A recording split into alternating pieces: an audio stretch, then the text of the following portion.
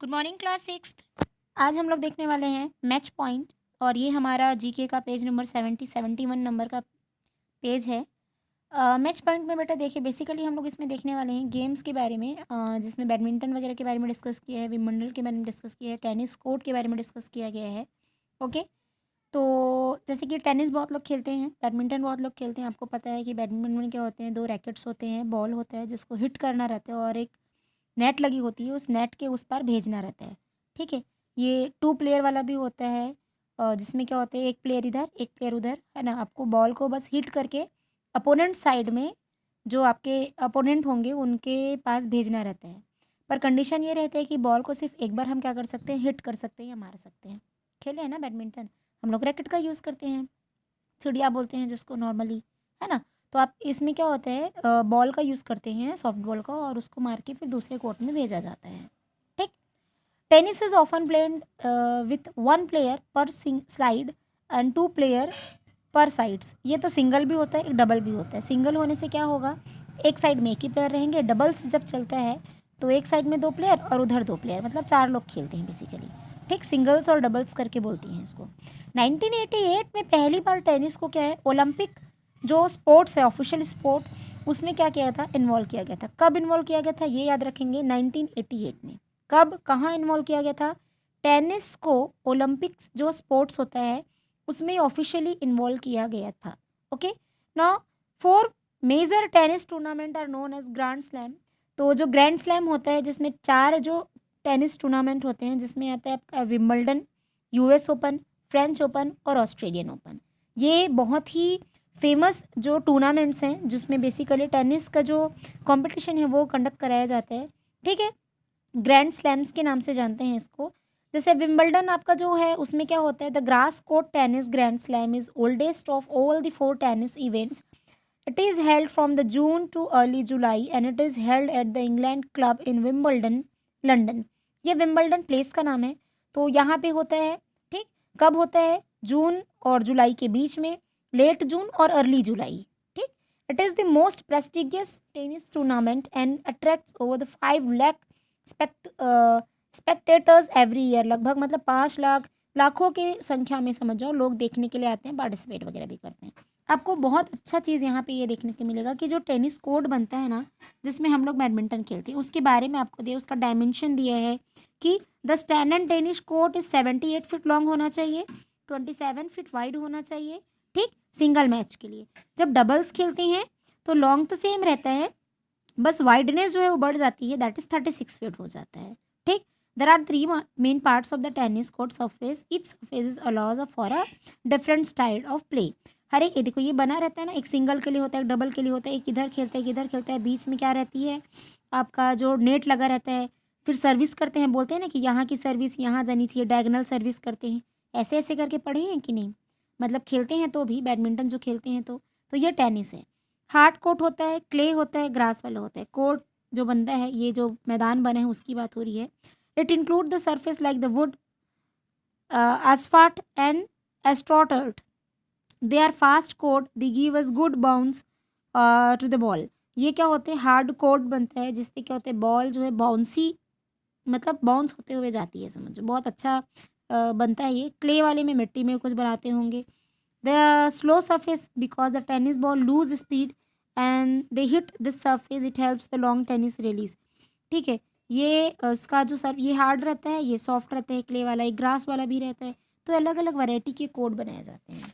ठीक, US open की बात हो रही है, विंबलडन देख लीजिए। यूएस ओपन में भी क्या होगा, ये भी यूएस ओपन क्या है, एक ओल्डेस्ट टूर्नामेंट है।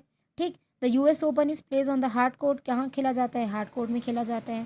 ठीक है, it is organise in New York, New York में ऑर्गेनाइज किया जाता है। ठीक है, पहली बार 1881 में खेला गया था आपका। ठीक, फ्रेंच ओपन में क्या होता है, जून वगैरह, मई जून के आसपास में यहाँ पे खिलाया जाता है। ऑस्ट्रेलियन ओपन कब खिलाया जाता है, तो इसको क्या होता है, ऑस्ट्रेलिया में होता है बेसिकली, मेलबोर्न पार्क, ऑस्ट्रेलिया के वहाँ पे होता है। And it is the first grand slam to the feature indoor play during wet weather और the hot condition.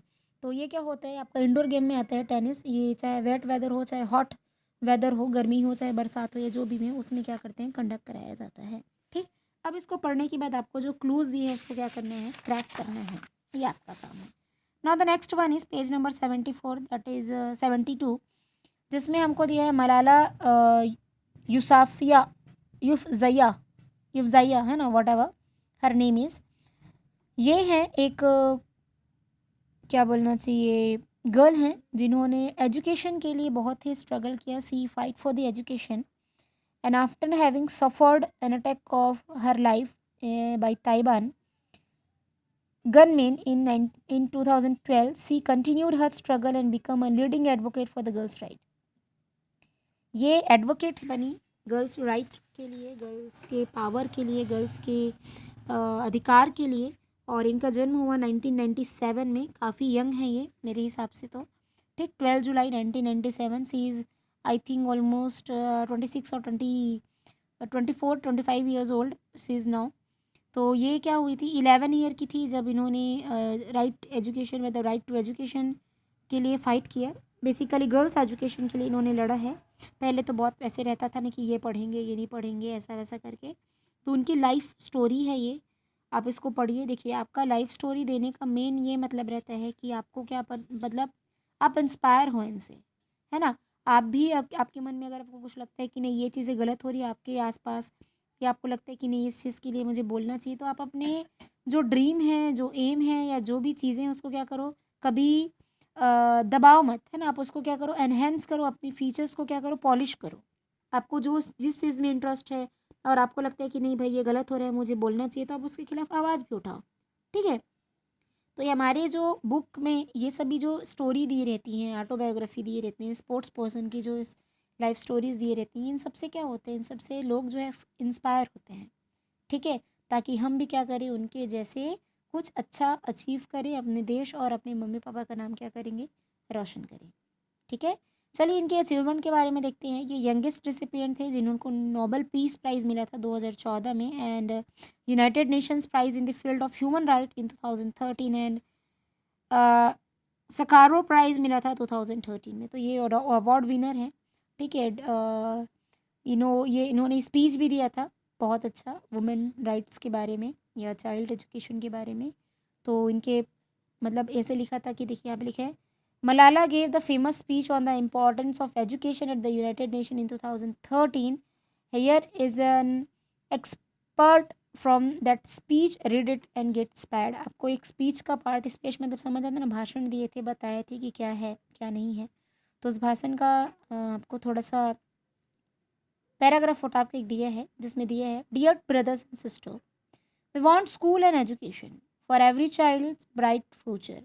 We will continue our journey to our destination of peace and education for everyone. No one can stop us. We will speak for our right and will bring change through our voice. We must believe in the power and the strength of our words. Our words can change the world because we are all together united for the cause of education. And if we want to achieve our goal, then let us empower ourselves with the weapons of knowledge. देखो कितनी अच्छी बात बोली, कुछ समझ आया। इन्होंने अपने भाषण में कहा कि भाइयों और बहनों, हमको पता है कि जो स्कूल है या एजुकेशन है वो हर एक बच्चे का अधिकार है कि नहीं। हम अपनी जर्नी स्टार्ट करते हैं, हम धीरे धीरे क्या करते हैं, पढ़ना स्टार्ट करते हैं, और पढ़ना हर जने का अधिकार है, ठीक। लेकिन we will speak for the right, हमको हमेशा सही के लिए बोलना चाहिए, ठीक है। जब तक हम बोलेंगे नहीं तब तक हमारे जो आसपास है सोसाइटी में चेंजेस नहीं आएंगे, ठीक। अगर आप दब जाओगे, अगर आप सही चीज़ के लिए नहीं बोलोगे तो कहाँ से ये बात ही बनेगी भाई। तो ये बोल रहे हैं कि हमको अपने राइट्स के लिए बोलना चाहिए, है ना। और एंड स्ट्रेंथ ऑफ वर्ड्स, हमको इतने मतलब इतने बिलीफ के साथ, इतने पावर के साथ बोलना चाहिए कि सामने वाले पे इम्पैक्ट पड़े। आ रही बात समझ में। Our word can change the word, obviously अगर आप बोलोगे तो ये दुनिया को चेंज कर सकती है। अगर आप गलत चीज़ के लिए उठाओगे हैं बातें, या लोगों को, ऐसा नहीं है कि आप छोटे हो या बड़े तो बोलोगे नहीं मैं तो छोटी हूँ, मैं इस चीज़ को कैसे बोलूँ, है ना। वे ऑफ टॉकिंग आप इतना टेक्निक इतना अच्छा रखें कि सामने वाले को बुरा भी ना लगे और अपने आप बातें कह भी दें, ठीक। तो जो एजुकेशन है वो हमारा गोल है, हमारा टारगेट है, मतलब हमको एजुकेट होना बहुत ज़्यादा ज़रूरी है, ठीक। और हम एजुकेट होंगे, हम वुमेन एम्पावरमेंट लाएंगे, और उसके लिए हम किसका उपयोग करेंगे, हम नॉलेज का उपयोग करेंगे एज अ विपन, है ना। तो नॉलेज को अपना विपन बनाना है, हथियार बनाना है, और उसके थ्रू क्या करने हैं, मतलब